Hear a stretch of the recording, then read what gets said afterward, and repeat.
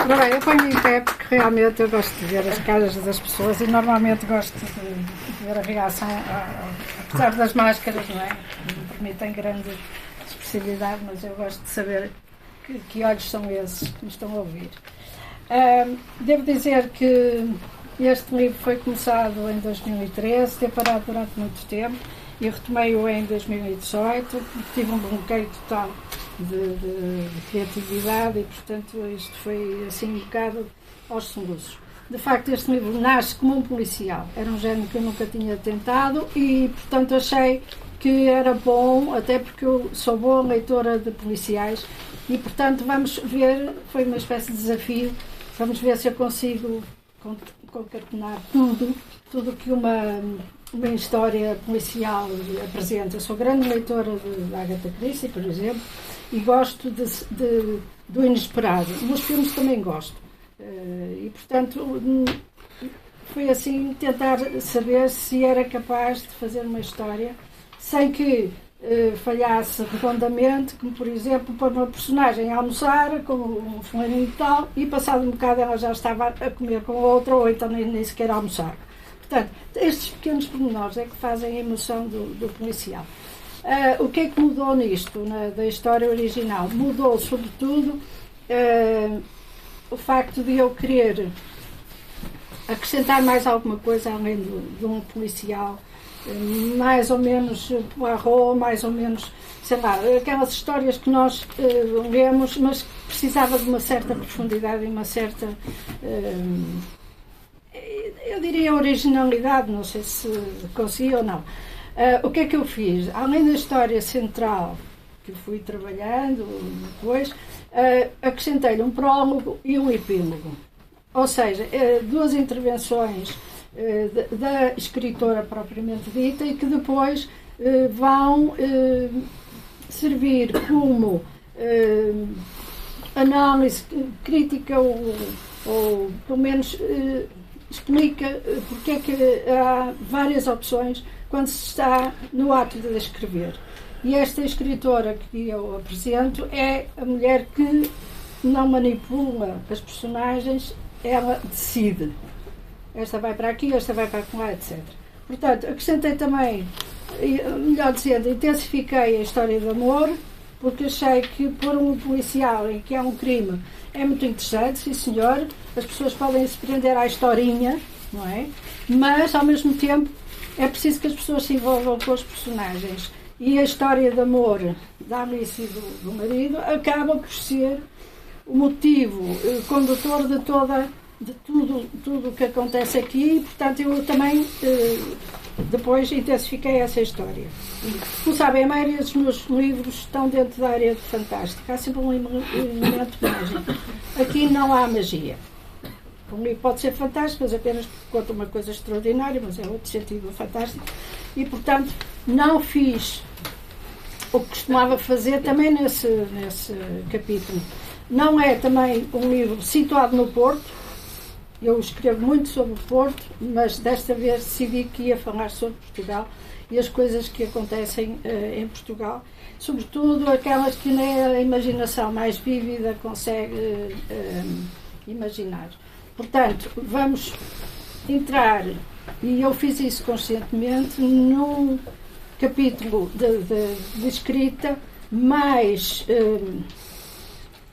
abrangente, menos localizado no Porto, menos localizado na alma portuense, mas mais insistente sobre a minha percepção, quer do meio artístico português, quer do meio político, que toda a gente conhece, que agora, por exemplo, está na berra por causa da discussão do orçamento. Portanto, entrei em alguma área diferente do costume. Também devo dizer que quando o meu editor me propôs esta capa, não foi originalmente escolhida, eu achei-a muito bonita e isso tudo e deixei-a ficar com a minha aprovação a 100%, também é preciso que se diga, mas é preciso que vocês vejam também que o livro não vai ter nada de bucólico, campestre e de florzinhas. Elas estão lá, sim senhor, tudo bem, mas é uma história talvez a mais violenta que eu escrevi até hoje, com sangue, com mortes, com traições, com tudo, todos aqueles condimentos que fazem as telenovelas, a intriga, a violência até, e portanto, também aí nesse ponto eu achei um bocado irónico manter esta capa, porque esta capa engana muito. Mas tem o pássaro preto. Tem o pássaro preto para quem reparar. Quem não repara não vê. Pronto. Portanto, eu decidi também, logo de início, que isto seria um romance ilustrado. E depois pedi a Antónia Gomes, que é com a Helena Leão, que não está aqui, que não pode vir, que são as minhas colegas da Galeria REM, perguntei se elas tinham algumas imagens que pudessem ceder e depois acabei também por, face às imagens que elas me deram, assim gratuitamente, lindas, que eu agradeço imenso, a construir também o texto, um bocado à base disso. Ou seja, há aqui uma simbiose entre o texto propriamente dito e uma interação muito íntima entre o texto que eu tinha pensado, que foi desenvolvendo por si, porque eu deixo normalmente o texto seguir o seu curso, e as imagens. Não escolhi as imagens mais bonitas que elas me mandaram, eu escolhi-as todas.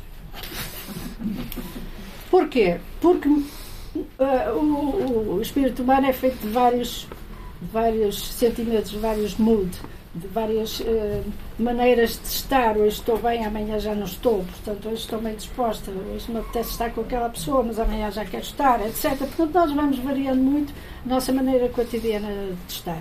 E foi isso que eu apanhei trabalhos que eu senti que eram menos elaborados, outros mais elaborados, uns mais expressivos, outros menos expressivos, eu apanhei tudo.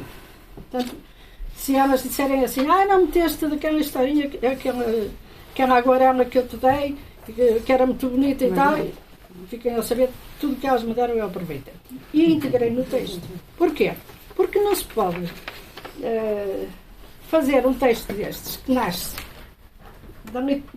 da palavra e da imagem e ao juntar. Não se pode estar a dizer que o texto não é enriquecido por isto, por esta variedade. E a variedade das imagens que este romance tem, também tem outro equivalente, que é a variedade do sentimento que dele sai, que vem das palavras e desta simbiose entre a imagem e o texto. Portanto, eu misturei isto tudo. Costumo dizer, ou melhor, costumo pensar que este texto é uma mescla de tudo e mais alguma coisa. Por exemplo, neste momento eu acho que a minha família deve estar muito confusa, porque eu ponho fotografias da família como se fossem as fotografias do pintor. Ponho os quadros da Antónia como se... Alguns até estão assinados, mas achei graça manter. A Antónia assinou alguns trabalhos e eu ponho todos os trabalhos de artes plásticas como se fossem do pintor morto. Portanto, como se fossem da mesma pessoa. Quando, de facto, o estilo de alguns quadros colide um bocado, não é? Os da Antónia são mais, não digo mais biológicos, mas mais orgânicos. Mas eu achei que os integrei todos nesta história. E não foi uma tarefa assim muito fácil. Portanto, todos estes trabalhos que aparecem aqui, aparecem como se tivessem sido feitos pela personagem principal. Quem ler o texto depois vai dizer se eu fiz isso direito ou não. Depois, falei há bocado que preciso sempre ser original, pelo menos tentar ser o mais original possível. De facto, o que eu fiz não foi muito original. Já o Humberto Eco faz romance com imagens, e eu lembro de um deles, um dos romances que eu li, e eu achei que era muito interessante ilustrar o que se escreve. Por exemplo, no século XIX, os romances, antes da fotografia, logicamente, os romances tinham gravuras lindíssimas que vinham ilustrar determinada cena desse romance. E eu sempre gostei muito, especialmente de literatura francesa nessa época, olhava para aquelas gravuras e dizia, pronto, esta personagem tem esta cara, a mulher olha para o homem desta maneira, ou vice-versa. Portanto, aquilo ajudava-me a entrar dentro das personagens, e nessa parte eu acho que enriquecia o texto. E foi isso que eu procurei fazer. Que tudo contribuísse para a maior clareza e para o maior impacto do que se escrevia. Portanto, há aqui, logicamente, uma criação literária que, ao mesmo tempo, é ajudada pela criação alheia, aqui das pinturas das minhas amigas. E depois, é preciso que se saiba que, além de ser original, é preciso também trazer alguma coisa que diga respeito aos problemas que me afetam, às coisas que eu acho que são preocupantes, quer em Portugal, quer na sociedade mais restrita. Portanto, é preciso trazer alguma coisa que seja mais dentro do campo do esclarecimento e da denúncia, até por vezes. E é por isso que estes políticos, ou pessoas que gravitam à volta dos políticos, ou que gravitam também no meio artístico, à volta de pessoas conhecidas, como por exemplo jornalistas, da maneira como os médias tratam. Não ficam nada bem no retrato dos jornalistas. Hein? Não, porque eu sou anti, depois eu fui jornalista. Sou ainda. A maneira como se aborda as pessoas conhecidas é uma maneira que eu acho muito injusta para essas pessoas, e a publicação de mentiras, por exemplo, no nosso caso, foi muito dolorosa. Pronto. Portanto, eu vou desenvolvendo este livro mais ou menos como uma sinfonia. Portanto, tem a primeira parte que fala a escritora e fala do que poderia ter sido e que se calhar não aconteceu. Depois a parte do policial propriamente dito, e depois volta novamente a escritora a falar, que é, como digo, talvez a personagem mais perigosa, aquela que é mais interveniente e aquela que é mais ameaçadora, porque ela tem o poder de modificar as personagens. Na parte central, eu quase não meti imagens. Quero que a parte da história, da intriga, seja lida numa penada. Sem interferências da imagem, embora também lá apareçam algumas coisas. Há bocado falavam-se de livros, eu sou grande leitora de livros, ainda que, sobretudo, de livros mais antigos. Não vou pelas edições mais recentes, não vou pelo autor mais conhecido, eu vou esperar normalmente que a poeira assente e depois é que eu vou buscar aquele livro de um autor que eu acho que já de facto merece gastar alguns momentos com ele.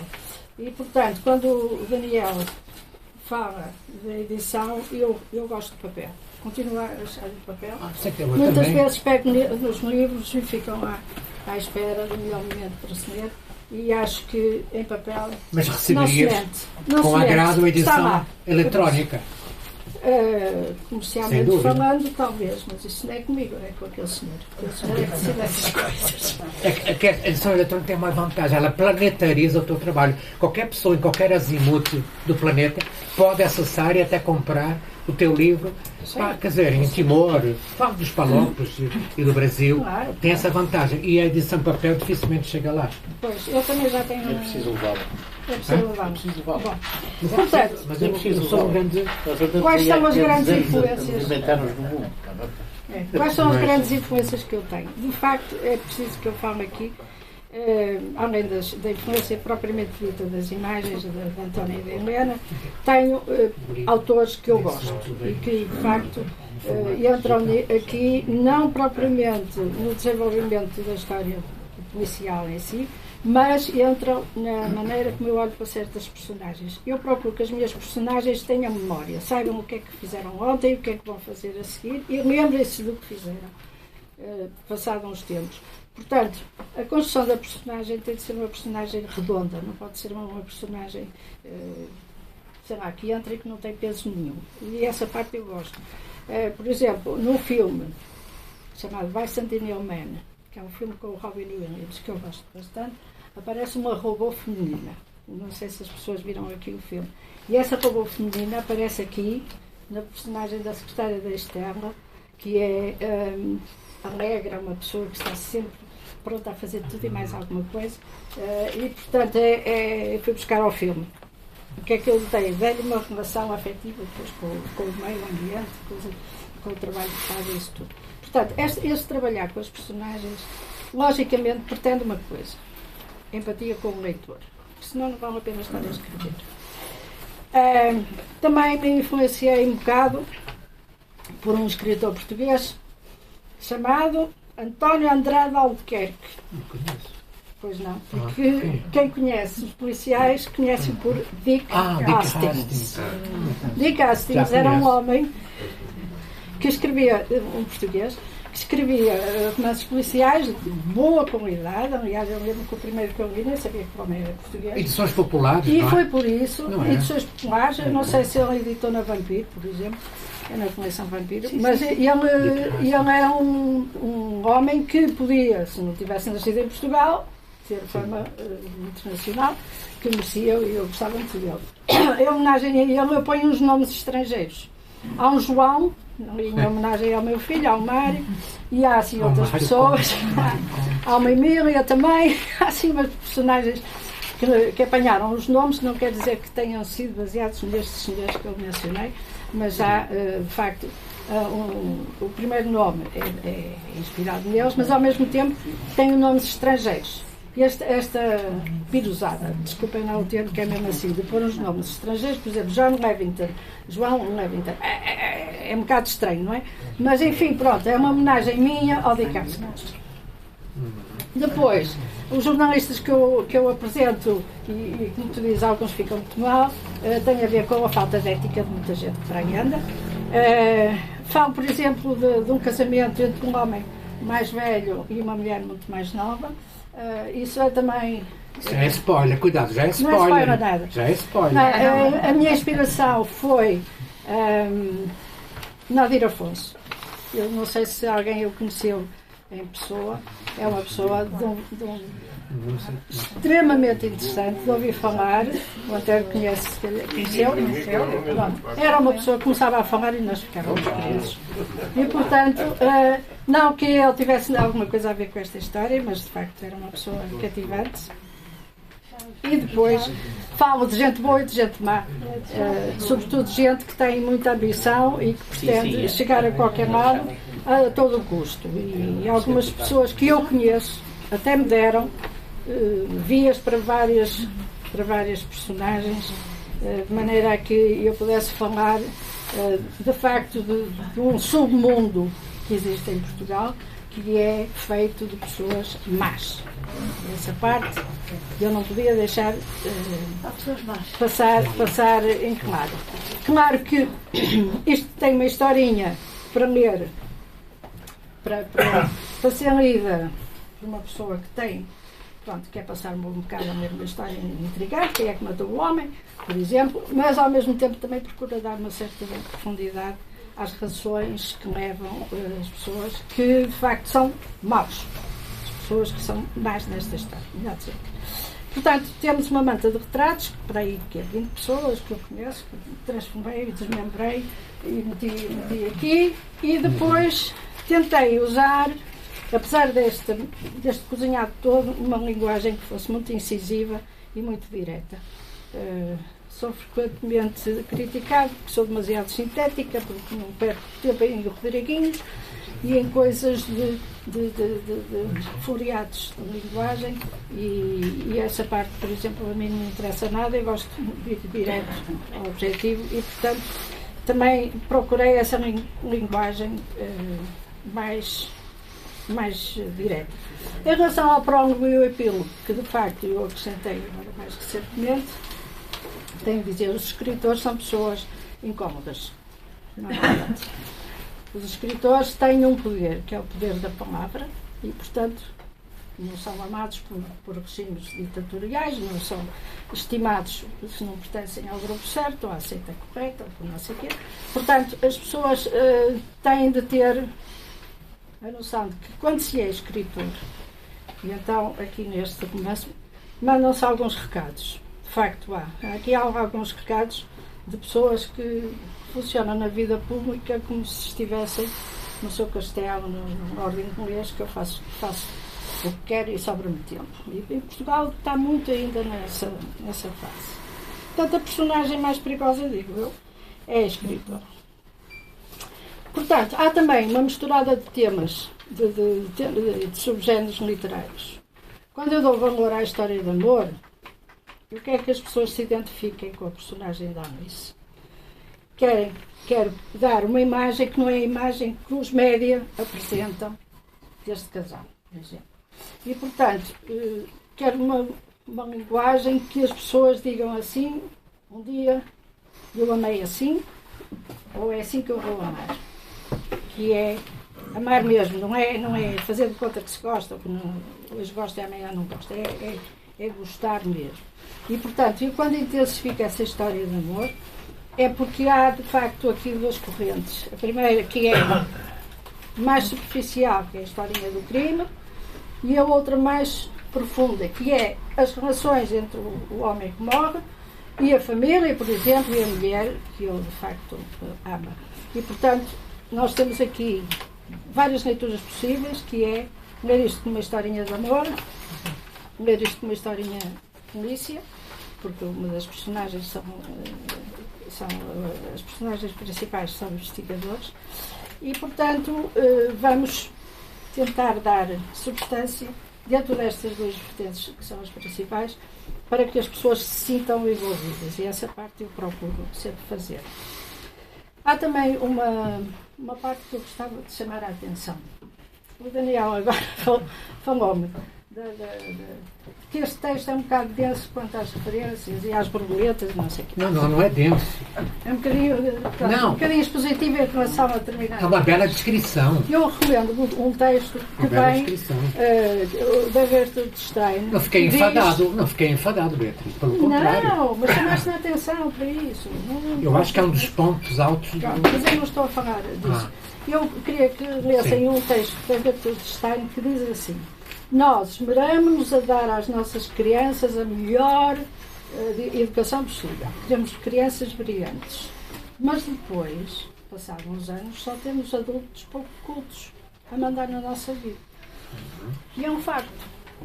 E o facto de essas pessoas pouco cultas serem aquelas que mandam nas cultas faz com que nós estejamos hoje, por exemplo, numa sociedade em que nós reconhecemos que quem manda em nós não tem grande profundidade intelectual. Isso também me preocupa e é uma das coisas que eu aqui também ponho. Por outro lado, há também outro aspecto que tem a ver também com a capa do livro, a apreciação do belo e da natureza. Por razões várias, eu cada vez estou mais virada para a natureza, porque a natureza oferece-me a calma, a beleza, a estética da vida.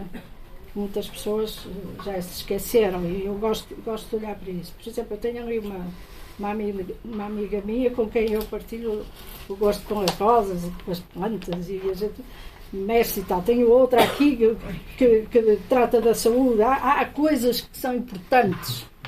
A arte é importante, o cinema é importante, está ali um luz de ouro.